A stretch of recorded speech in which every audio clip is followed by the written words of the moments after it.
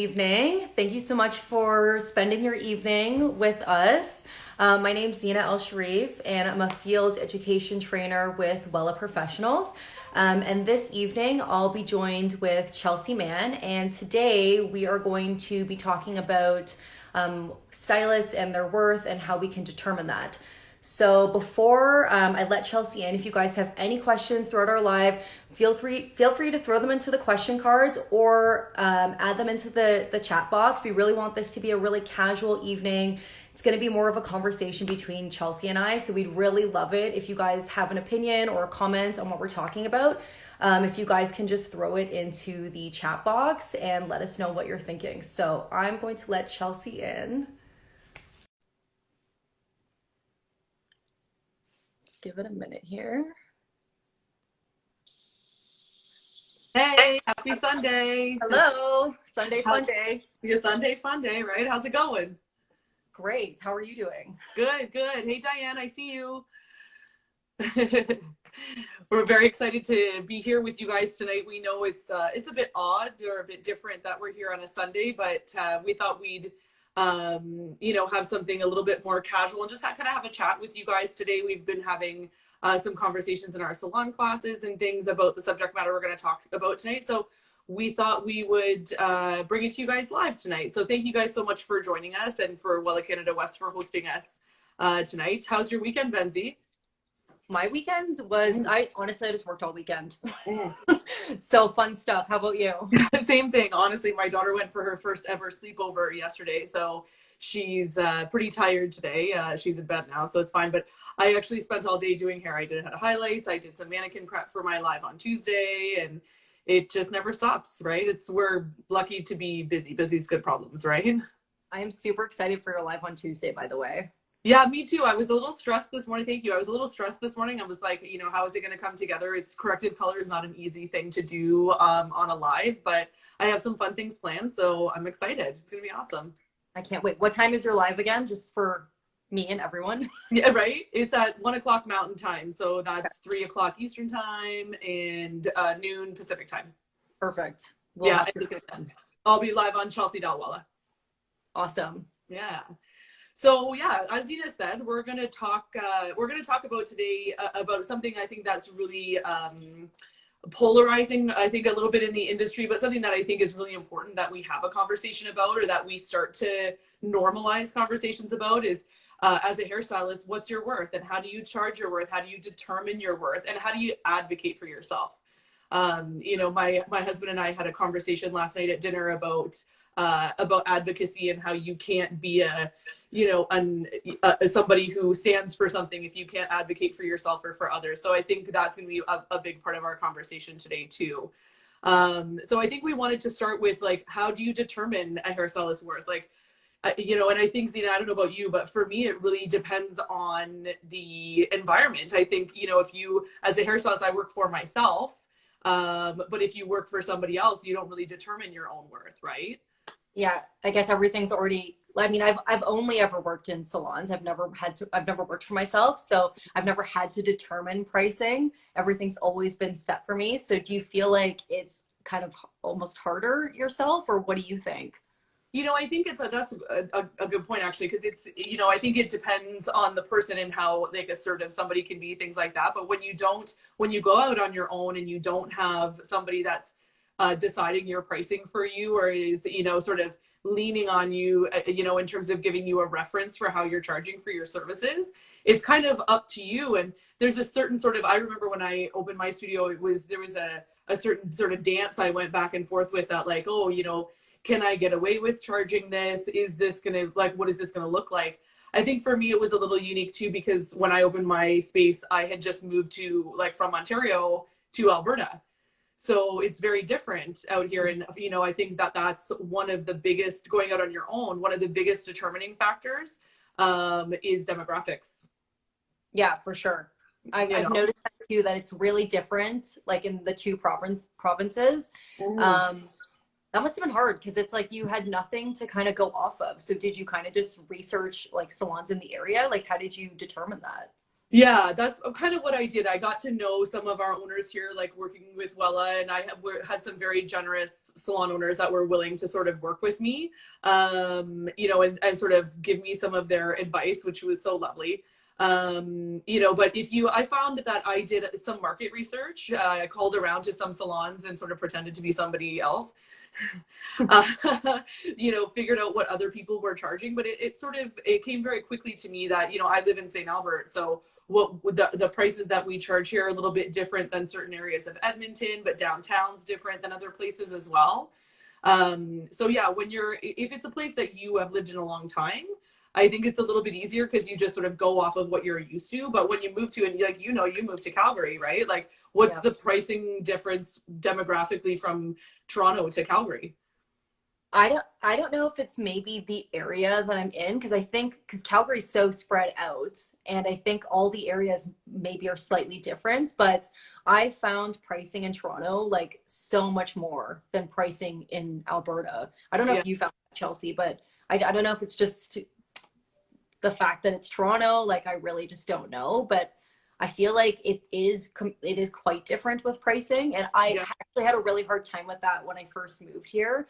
I remember like I was kind of surprised at the prices, and I wanted to charge more, and I wanted to kind of like increase my pricing, but actually the salon I work for is really adamant on like the prices are very set. And I come from a salon before where the prices are set, but you can go up and you can't go down, but you can always Right. go up. But where I work now, it's set. That's the price, and you cannot change it. So Well, like, I think that's a good point too, Zena, that like one of the things I started doing, and I know a lot of our salon owners do as well, is they have base prices, right? So they set their prices at a certain level. And then they say, these prices go up from here, right? Yeah, so I think that's something that I've seen too. But I think with we've been seeing in the industry over the last couple of years such a surge in single, booth ownership, right? Where we have either chair renters in a bigger salon that are owning their own space, or we have salon suites, things like that, or people like me who have just independent single operator businesses, right? mhm. So I think it's a little bit of a different ball game than it was years ago demographically, but also sort of socially in the industry. It's a little, excuse me, different than it used to be. Um, yeah, I do. You guys have a lot of that independent ownership in Calgary? Oh my gosh, I cannot believe how popular it is here. Like I feel like in Toronto there really wasn't a lot of that there. And then here it's becoming such a trendy thing, I think, to kind of have your own space in like one of those massive buildings with like Mm, multiple salons in it. yeah. It's kind of cool actually. When I first saw it, I was like, whoa, like this is kind of weird, but it's actually Yeah. really cool. When it was Um, first explained to me, I was kind of, I come from such a traditional salon environment. I know you do too. You and I are yeah. sort of cut from the same cloth that way. So seeing it for the first time, I remember the first time I walked into one of those big buildings that, has the individual suites in it.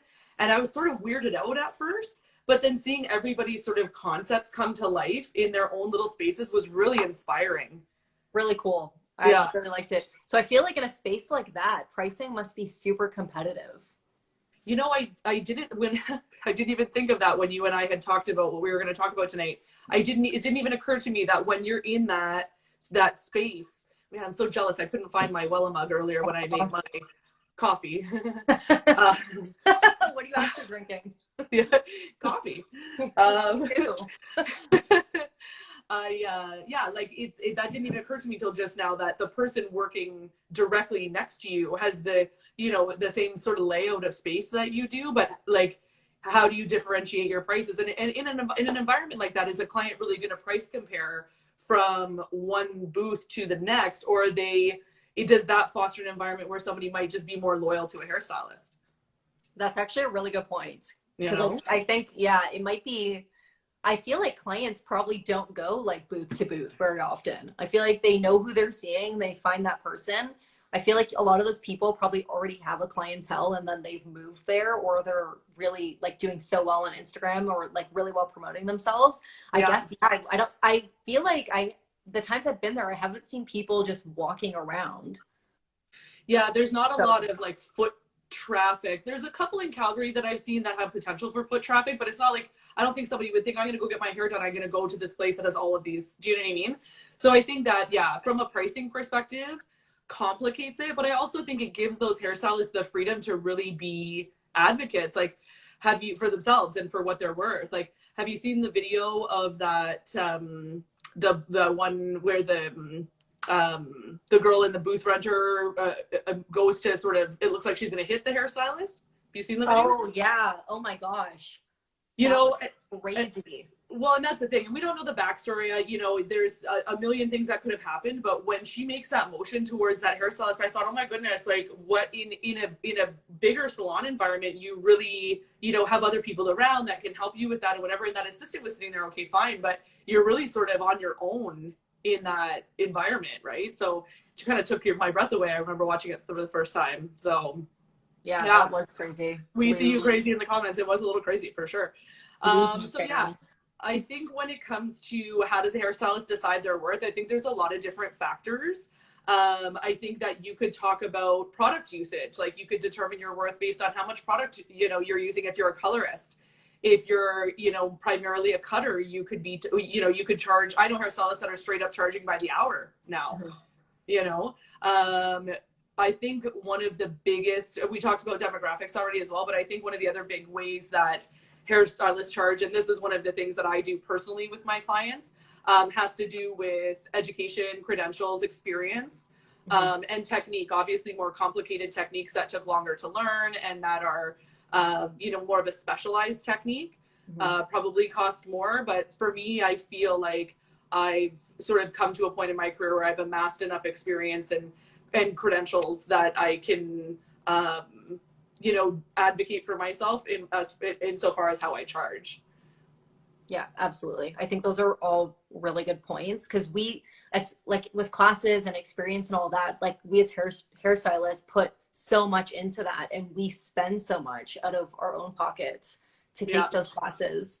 I can't tell you how many balayage classes I've taken that I've paid for in order to get comfortable with the technique and feel like I've mastered it. Well, there's always more to learn, so I don't want to say that I've mastered it, but you're a pretty good balyager. I'd say you mastered it. But I know what you're saying, though, that it's like, it's technique after technique. And I think you sort of layer those techniques, you know, off of each other. I think, you know, when I learned how to do hair, it was very sort of cut and dry. You sort of do these things. But now I believe in, you know, sort of amassing a body of knowledge and being able to curate services for that client, and having the ability to do that, to create something for a client that they're not going to, you know, have copy and pasted onto the next client, I think has a value, just as it would for a painter or a sculptor or, you know, any number of people like that, right? So I think as hairdressers, we're, because hairdressing is such an intimate business, it's a way that we, you know, come into people's lives. It's easy to be fooled as a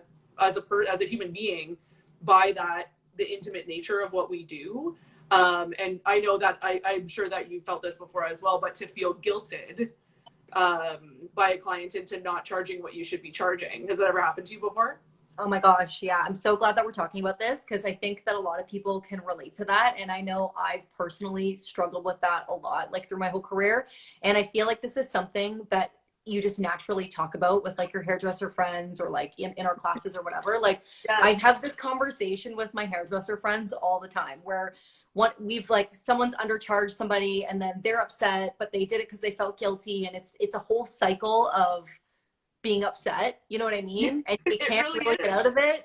And that's such a great way to put it. It's a cycle of being upset that a lot of times we are sitting in the back, stuck in this circular cycle of upset that, to be fair, sometimes is our own doing, that, you know, we just didn't feel strong enough or didn't feel empowered, you know, to charge what we want to charge or do what we're doing. And then you end up stuck. It's a vicious sort of circle, right? Totally. Domino says awesome topics. And I think that that's so true, because it's such a huge topic. Ash Cosmoprof, hi. Yeah. Hello. Yeah. Hi, Cosmoprof. Domino DeVille there. That's Erin from Calgary. She's a very talented colorist. And she's definitely, I've stood beside her and had these experiences with her. So I know she feels us on these situations, because you know, Erin's also somebody who feels, you know, deeply connected to her client. So I know that she understands what we're Erin saying right from now. Calgary. How have I not met Erin from Calgary? Yeah, there you go. I'll text you later. I'll connect the two of you guys. Awesome. But Yeah. yeah, this is definitely something that I think constantly comes up. And even people who have been in this craft for a long time, I think still it comes up less, but I think it still tends to come up sometimes because we do have such personal relationships with people. Yes. And I think it's a hard thing to navigate. So let's talk about that a bit more. Totally. Well, and I think when we talk about the personal relationships that we have with our clients, we can't underestimate, our clients, and that they feel the same way towards us. Like, we invite them into our lives, they invite us into their lives. And I think it's, some hairstylists go sort of one way or the other, where they're like, we're going to have this personal relationship, or we're only going to have a business relationship. And I think that the most success you'll find is somewhere in the middle, where you can have a real personal relationship with a client that also allows it, to maintain a certain business relationship as well. But that only exists when the both parties sort of respect each other's roles in the relationship, right? Mm-hmm.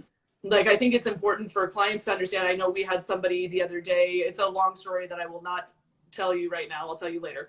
But I was in a salon where a client sort of nitpicked a hairdresser about how they shouldn't be charged full price for a haircut because they only took a little bit of it off. They only sort of, I call it a dusting, they only trimmed the hair. And I said to that hairstylist, because she was stuck in that circle of feeling badly about it, right? Yeah. And I said to her, you got to remember that you're not charging these clients when you're cutting their hair. You're not charging them for the amount of hair on the floor. You're charging them for the amount of hair that's left on their head and their ability to work with it every day, right? And how they feel about themselves. That's part of that intimacy piece. But you have to marry that with the business side, and that this is still a marketable skill that we all have. And that you have to feel empowered to stand up for yourself. But I think that goes along with ownership as well, that if you have an owner that's not going to back you, it's really hard to do, right? Mm-hmm, absolutely. So maybe we should talk about a little bit, what if you get a bit of pushback from that client? Because I've definitely experienced it before, where I've worked somewhere where it's a set price and a client's tried to bargain with me, or you know what I mean? And so I've definitely had a lot of situations where I've gotten that pushback from clients. So maybe let's talk about how to navigate that a little bit. Yeah. Because that's kind of where they try to guilt you, and then it works sometimes. Well, and that's the thing. And then you have to move on. You have another client, you have to move on. So you're sort of in this moment where you're like, what do I do? I have to go. I don't, do you know what I mean? It's really it's a weird little sort of moment there that you have, right? I think we got a few people in the comments saying this is a good one. They need to know we invest in ourselves, right? I think my thing with that is that we don't want to wait till the very end of the appointment to have a client know that. You certainly don't want to spend your entire appointment with your client like bragging about yourself or all of those sorts of things. You have to finesse the way that you talk about it, and it has to start from consultation, right? It has to start from that beginning piece, right? But the clients absolutely need to know that you have a skill that they can't replicate, that they're not going to be able to find somewhere else, right? I had a very strong mentor of mine years ago say to me, if you give someone a discount once, they'll always expect it. Absolutely. And I think that's very true. Now, for the record, I do my mother's hair for free when I see her. She lives on the other side of the country. But so there's certain people like that in your life that, like, those people can have a discount. It's fine, right? Absolutely. But somebody that's trying to guilt you or bargain you for no reasonable reason whatsoever, yeah, I think the ways that we troubleshoot that is making sure that we're talking about things like budget in consultation, right? We're talking about what we're doing and why we're doing it as we're going along. I think it's also important to pay attention to a client's body language and how they're talking to us and what they're talking about. Because if their body language is more closed off or negative, you can kind of sniff out that there's going to be an issue here, right? So I think really my biggest call out for being able to advocate yourself in pricing is to get ahead of it. Yeah, absolutely. Right? To be able to say, one of the other things I see is when somebody's talking about budget with a client, and the client says, well, I want a balayage, but it's going to cost me, you said it's going to cost me $300. I only have $250. That does not mean that you do it for $250. Yep. That means that you change the service to fit their budget, right? Yes. You do less, or you figure something out to make it fit in their budget. It doesn't mean that you devalue your services. Yes. Yes. Domino says what their options are. That's absolutely what I'm saying, right? Is to make sure that they understand what their options are. Can I give you this beautiful balayage that you brought this picture in of? Absolutely, but it's going to cost $300. If that's over and above our budget, okay, fine. Maybe we do a partial balayage. Maybe we do a money piece and some sort of underneath, whatever. Like, you can, curate those services to their budget and needs, but we don't, devalue our services based on somebody's inability to afford or see the value in. Yeah. Does that make sense? Yeah, I think that's a really good point. Yeah. Have you encountered that before, Z, where somebody tries to like bargain you? Absolutely. Yes. Like, I mean, not recently. I think everyone's been really good. I think also, since it's kind of funny because when you were saying about them trying to replicate the haircut, all I was thinking was, hasn't everyone learned their lesson after all the quarantine haircuts that have happened, that they can't replicate any of this? Have they not seen our Has coronavirus taught you nothing? Right? Kind of like when you said that like kind of just triggered that thought for me. I was just like, I thought everyone's learned by now the value of a hairdresser. Because I saw so many memes. I saw so many memes about it through all of quarantine. I'm like, I thought this was over. I'm not gonna lie. I thought us proving our worth was over. I didn't think this was still gonna happen. I thought we had grown past this as a society, right? I really did. I was like, don't we all know? So, but yeah, I've absolutely, I've encountered it many times. I think that especially more as like a younger stylist too, like before I started to really grow my own clientele, like when I first started out, I really started to encounter it. And I think it's also maybe like a confidence thing, maybe how I'm approaching the consultation too. I think like now I'm a bit more direct, like I'm a bit more assertive with the consultation. So they know like they can't kind of like bend you, you know what I mean? Because totally. Like people are just like, what if they sniff the fear, like they're just gonna go for it, right? Like they can smell your fear. Well, and I think confidence is a big thing, right? I said to somebody last week, was upset about how a color had gone in one of my classes and with a client, and she was stuck in that sort of intimacy, the sadness sort of circle you talked about before, and I just straight up was like, I don't have that anymore. I grew out of it. You don't have the circle of guilt. I don't feel the circle of guilt, only when it comes to being a mom, but that's just part of being a mom, right? But I would say for myself, the only time I feel the circle of guilt, and this is a new thing for me, is that, like, Zeina, you know this, but the people that are watching maybe don't. I'm in my home right now. This is my studio. I'm sitting in my beautiful Minerva chair. Wow, that looks great. Yeah, thanks, right? I'll get out of the way to see my wallpaper. But like, this is my studio. I'm sitting, I can't show you, but like I'm at my station right now, right? So I find a lot of times when you have a home-based hairstylist, people think that we charge less. And I'm just like, okay, wait a minute. You come here. I have clients who come here who bring their kids with them and only book when my husband's home. And my husband spends 3 hours outside with my clients' kids on the trampoline. You can't tell me that costs less than a traditional salon. Yeah. I have the entire Wella Professionals line. I will not show you right now because I'd have to move my camera. My ring light is like a super perfect angle right now. but I have all professional products. Like, people say, oh, your overhead's less. I'm like, is it though? Is it? Because it's not, So I think that's one thing I think home-based hairstylists are people who are, sort of, have been victimized by Regina George a little bit here, that, we're people that, people think that I'm going to negotiate with you because you're a home-based hairstylist. I'm like, super no, not going to do that. Yeah. But I had to grow into that. There was a point in time where I, believe it or not, was, more malleable in that way. And I'm just not intimidated anymore, know? Eldon and Kaden say that's right. Hi, Eldon and Kaden. Hey. I think that's That's a really good point because I do think that when you're, say, you're a freelancer or you're doing it at home, I think people do try to bargain with you and bend you quite a bit. So that's super awesome that you are really assertive like that. Yeah, like I said, it comes with experience, I think, and being able to advocate for yourself in that way comes with a little bit of experience and comes with being stepped on a couple of times. It's definitely happened to me. You know, I had a client a few years ago. It wasn't even a client; it was a random person who reached out to me and asked me to come and do his mom's hair on Christmas Eve. And I have a tradition with my daughter on Christmas Eve. We make bread and stuff, whatever. We have a tradition on Christmas Eve I will not miss. And this gentleman said to me, you know, I'll pay you triple what you want. And we just want to get her hair done and whatever. And I said, you know, I absolutely would love to do it. There's nothing that's going to take me away from my daughter on Christmas Eve, but I'll put it out to other people. So I put it up on Facebook to reach out to some of my hairdresser friends, say, does anybody have time to do this on Christmas Eve? And I put in the thing that this person said that they'd be willing to pay triple your fee because it's Christmas Eve.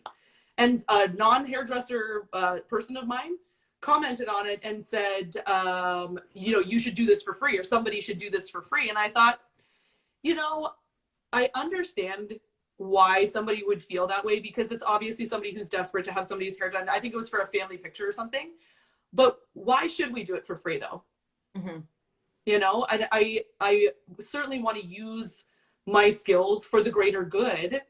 But if you're going to pull somebody away from their family on Christmas Eve, and they choose to do that, okay, fine. But even if you don't want to pay triple, if you want to pay regular price, that's okay. But we certainly shouldn't be doing it for free. It's just because it's an intimate business. No, it doesn't work that way.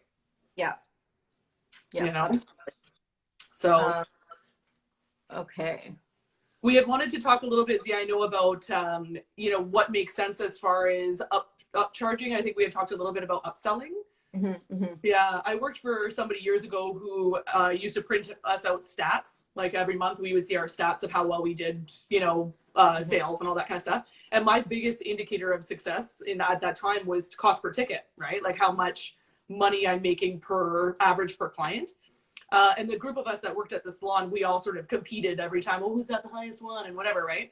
But I think now a lot of salons I'm seeing are doing that cost per ticket thing, but it's sort of changed now with certain salon softwares and things that allow you to account for the amount of color you're using, right? Okay.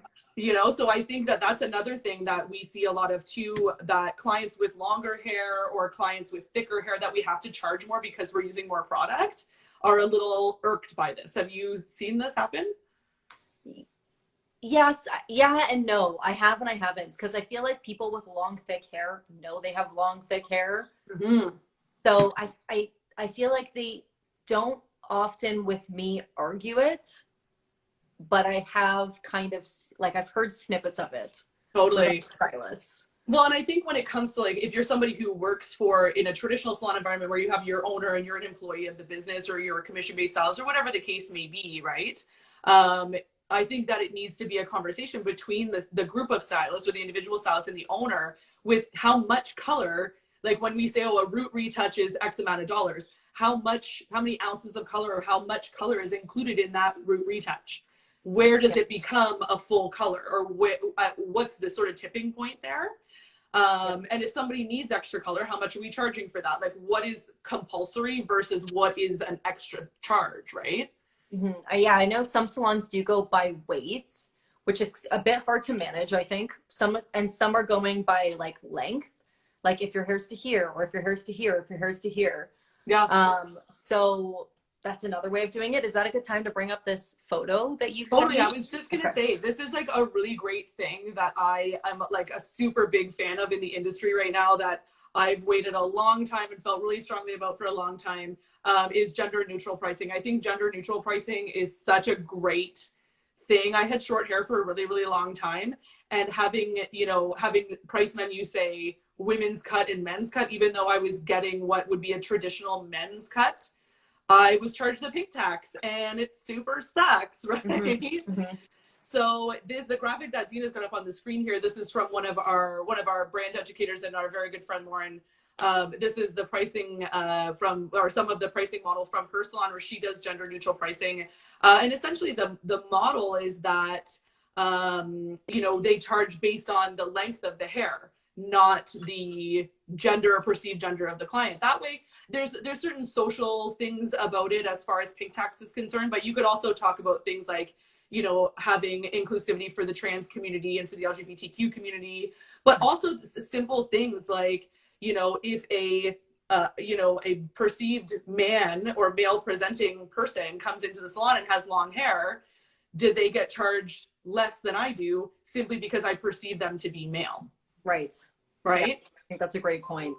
Totally. So I know that in New York State, their governor just passed a law saying that they can't have on their price menus, they can't have male-female pricing anymore. That's super cool. That's what I think too, right? I know in Canada, we sort of do things a little bit differently. And I think that we, you know, in Canada, we like to think of these things as inclusive, not necessarily political, but I think, you know, the personal is political, right? So but yeah, I think gender neutral pricing is something that, you know, makes me super happy. You know? So I fully agree with gender neutral pricing. I think it's super awesome and super cool. And I have a lot of friends like downtown Toronto who work in very like trendy salons where a lot of like LGBTQ people go, and they have that kind of pricing. And I think it's super great. I'm just going to play devil's advocate for a second, because I know some stylists are thinking this and have talked about this, and not necessarily about gender neutral pricing, but I know some people are really comfortable with long hair and some people are really comfortable with short hair, but some people with a short women's cut may take just as long as someone who, like, for a long women's cut, but they'd be quick with a men's cut. Totally. So I think where some people might have issues with gender neutral pricing, I personally don't. I think it's super great. Just playing devil's advocate is just to clarify. We don't want to get stepped on later. Yeah, Chelsea's gonna yell at me later. No. I think it's really awesome. I'm wondering with the whole like argument with like time and all that stuff. Like if you take just the same amount of time to do a short women's cut as you do a long women's cut, how do you think gender neutral pricing plays into that?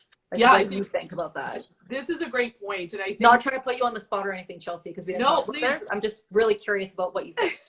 I make it my business to be very educated on this specific topic, so please put me on the spot when it comes to gender neutral anything. It's really fine. I think when it comes to this subject matter, as far as pricing in general, but specifically if you're going to eliminate the gender binary from your menu, I think that you have to get in front of it. You have to think to yourself, okay, I'm going to look at my stylist as an owner. I'm going to look at the stylists that work for me at the salon and say, okay, does it make more sense for me to do what Lauren has done? And it just so happens I get my hair done at the salon that this pricing menu is from. So knowing that the way that the salon works and the stylist there, this makes sense for them, right? But if you have a salon that maybe has does a lot more precision cutting and does a lot more detail work, has a larger demographic of women short hair or, you know, those sorts of things, I think that you can really create what works for your business. So in that case, I would say it would probably make more sense to charge by the hour or charge by the half hour. I know salons that charge by the minute. Wow. Yeah. Now that would be way too much math for me. Yeah. But because I like to just do what I need to do and I'm good, right? I think charging by the minute might stress me out a little bit. I just want to do what I have to do too. Well, and I could picture some clients sitting there like looking at their watch going like, yeah, I can only afford 3.5 more minutes or whatever. Do you know what I mean? So the by the minute thing, I'm like, I'm not sure, but I think this idea of length is a good one. I think the idea, hey, Zach, I think the idea of charging by the hour or the half hour, I think is a good idea.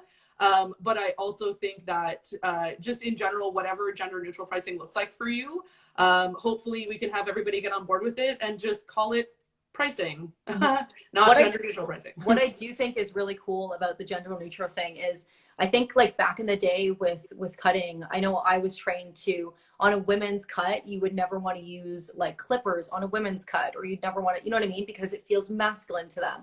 But I think that's the trends and like that's really changed. And I know that I've done haircuts before on women who want super short hair, but because I've been like kind of trained that way from back in the day to like never take clippers to a woman, I will like spend so much time trying to like really detail it with like a scissor overcomb, and they're like, oh, that's a little bit too long. Can you just go in? And I end up just doing it anyway. So I Just think, giving her, yeah. yeah, I think having like kind of like a non-gender haircut Yeah, kind of takes that thought out of it. And then that way you can just look at what needs to be done. And if you need to take clippers to the head, that's what you have to do. totally. But with gender neutral pricing as well, I've had clients who have come to me for a hair color and have gone to barber shops for haircuts because they, you know what I mean? Like the pricing is a bit different, and you know, they don't have to spend so long, and they'll do clippers to them and that kind of thing. So Totally. I think that that's a really good call out. Absolutely. And if you think about it from a strictly fiscal perspective, that, you know, how much money can we make here? Why are we sending these female clients who want a traditionally male haircut or a barbered haircut to a barbershop? If they want to go to a barbershop, go to a barbershop. I'm free. I believe in, you know, live and let live, just don't hurt puppies. You know what I mean? But like, I think that if you have the skills to do that, why would you teach somebody don't take clippers to a woman's haircut? To that I say, don't assume my gender. Yeah. I tell you, it would shock you how many times a day I say that to people. But yeah, I think that, you know, I think everybody should get on board with the gender neutral thing. And I think everybody should reserve the right to have that look however they want it to look. But I think, you know, inclusivity is so important, you know, these days, especially when it comes to the beauty industry. We need to, and we're already seeing it. We're seeing major brands using trans models. We're seeing, you know, a lot more of that stuff sort of happening. And I would love to not be on a live saying, yay, this brand is using a trans model, because we've normalized it, right? Absolutely. So I feel like, Zeina, we have to talk about the elephant in the room before we go when it comes to pricing. I know, I feel like you're afraid of what I'm about to say, but we talked about this, don't worry. Oh, okay. I'm like, what is it? You don't know what I'm about to say. I think we got to talk about COVID, man. I think we got to do it. Yes, yes. Yeah, because I think COVID sort of changed the pricing game, you know, a little bit for us. What are you guys doing for COVID pricing at your shop? So we have, you guys are so rad. Thanks from the Peg. The Peg is Winnipeg, just in case you didn't know that. Cool. Love you, Winnipeg. Stay safe. Winnipeg. Wash your hands. That's pretty cool. The Peg. I'm going to use that. Yeah, I mean, you can. The Peg. I feel very cool saying that. Toronto friends will know you're talking about. Yeah, no. So, yeah, so we have definitely, we have a charge for COVID. It's not anything large. I actually don't even know what it could be, because it's just a few dollars for PPE and all that stuff. Yeah. So we have worked it into the pricing. Yeah. We did increase our pricing after COVID too. Yeah. I've seen it go a couple of different ways. I've seen most salons are charging, you know, a COVID fee, which, if I'm allowed to have an opinion, I know we sort of plan to stay as, like, you know, hands off as we could in this, but I wouldn't call it a COVID fee. I would call it a bounce back fee, or a PPE fee even, or a sanitization fee, something like that. Yeah, the Peg, there's $1 a client, which is perfectly fine if that's what works for you, right? Yeah. But I'm not sure I'd be saying to clients, we're charging you a COVID fee, because as a client, I would be like, I'm not sure how that would feel to me. But if my stylist said to me, you know, we need to do this because, you know, the amount of product and things. But I think that's the other thing is that I would do in a traditional salon environment as an owner, is I wouldn't be talking about the cleaning stuff, right? Because sanitization fee, I think, is a good one. Yes, there's extra cleaning fees or cleaning products needed and extra whatever. But the biggest expense to the salons right now, I think, for COVID has to do with booking. Yeah. Right? When I worked in Ottawa, I was booked like boom, boom, boom, boom, boom all the time. Like, I did a highlight and then I did a cut in between, and we were firing on all cylinders, right? Yeah. With COVID, you can't book like that anymore. Not in a lot of places you can't, right? So sometimes that sanitation or that sanitization fee is a meager sort of thing that kind of makes up for the fact that you can't double book anymore. But a client that complains about it doesn't understand that it doesn't really make up for it. Yeah. Like, we're not making the amount of money that we were making pre-COVID. And we're sort of all in this together. We're all sort of, you know, rowing the same ship in the same direction for the most part, without getting too political about it. But yeah, like, I think, you know, if somebody's charging an exorbitant amount, that's different, but it's subjective, right? but you know, from a client perspective, I think they got to kind of understand that it's, you know, we can't, our timing is totally thrown off right now. Yeah, absolutely. I think for the most, well, in my experience, for the most part, people have been really understanding about it. Everyone knows that everything's gone up and that salons have an expense now. So from my end, my clients have been really understanding. But how do you feel like if a client isn't understanding, like how do you feel like we can navigate that a little bit with them? Like if a client's not understanding about COVID fees? Yeah. Well, they Yeah, should, but or just any price increase after COVID. totally. I think, you know, I think it depends on the price increase. I watched a stylist online attempt to, in wanting to eliminate tips at her salon, she didn't want to be accepting tips anymore. She wanted to raise her prices 20% in order to cover the difference. Fundamentally, I disagree with this because I think you should charge what you're worth and a tip is a bonus, right? Mhm. But I also think, regardless of why you're doing that, a 20% jump at one time, you'd lose me as a client for that. Like, that's a big, that's a big chunk all at once, right? Yeah. If you can explain it to somebody and say, you know, we have to raise our prices this much percent in order to cover the timing difference or the pricing difference with our sanitization fees, or the fact that we're using chemicals to clean things that make it so that nobody can sit in the chair for 10 minutes, right? Hmm. At the end of the day, though, Zeina, I'll tell you, and this is going to make me go back on something I said earlier about if you give somebody a discount once, they'll always accept it. They'll always expect it. I mean, if I had somebody in my chair, if I was charging, let's say, a $5 COVID fee or sanitization fee or whatever we're going to call it, right? If I had a client in my chair who's a longtime client, a good client that really has a problem with it, and I'm going to lose that client because of it, you got to use your brain on that one. I'm probably going to eat it at that point, right? But if it's just, you know, you got to sort of hedge your bets in that way. And I think that for the most part in the field, I don't know about you, I've had quite a few pricing conversations with people lately. But I haven't really seen a lot of people complaining about COVID fees. And the ones I have seen, it's because the person, whether it's a nail person or a hairstylist or a lash tech or whatever it was charging maybe too much. Yeah. You Yeah. know? Yeah, exactly. But I think like everybody's, you know, still in that sort of little fear bubble. We're not through COVID yet, right? So I think giving your hairstylist a little bit of extra money so that they can keep you safe in the salon. Maybe that's how I would explain it, you know? Yeah. We're charging this so that we can do everything we can to keep you safe and keep our doors open. Yeah, I agree with you. And if it's a reasonable amount, I think most people understand. Totally. For like I said, for the most part, those aren't the COVID stuff isn't really the pricing stuff, you know, I see. But yeah, I wrote down in my notes here where people are charging these sanitization fees or COVID fees to cover the cost of more cleaning, the time it takes to do that cleaning, the supplies, and really less clients. Yeah. Yeah. Exactly. Do we have any questions in the question cards there before we sign off? We don't. I think everyone has just been engaging via comments, which has been really nice. Totally. We totally appreciate that, guys. And we appreciate everybody joining us on, I think our time's almost up there, Hazy. Yeah, there we go. I think so. Yeah. Yeah, we certainly appreciate everybody joining. We know it's weird on a Sunday, but we're hoping to be able to, I think we're going to have a few more Sunday evening coffee dates. But if you guys want to give us a follow, I'll be live on Chelsea.Wella on Tuesday afternoon at 1:00 Mountain Time doing color correction.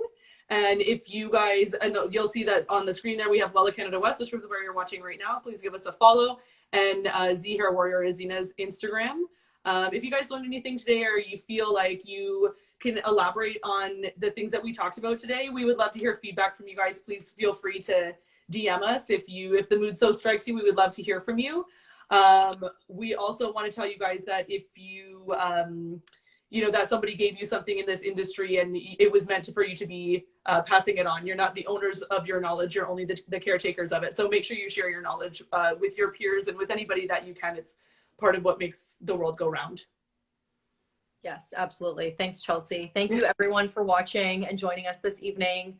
I can't wait for your live on Tuesday. I think that's the next one. So we'll all tune in on Tuesday at 1 p.m. and I can't wait for our next Sunday sesh. Yeah, Sunday. That's what we should call it. Hashtag Sunday sesh. Sunday sesh. There we go.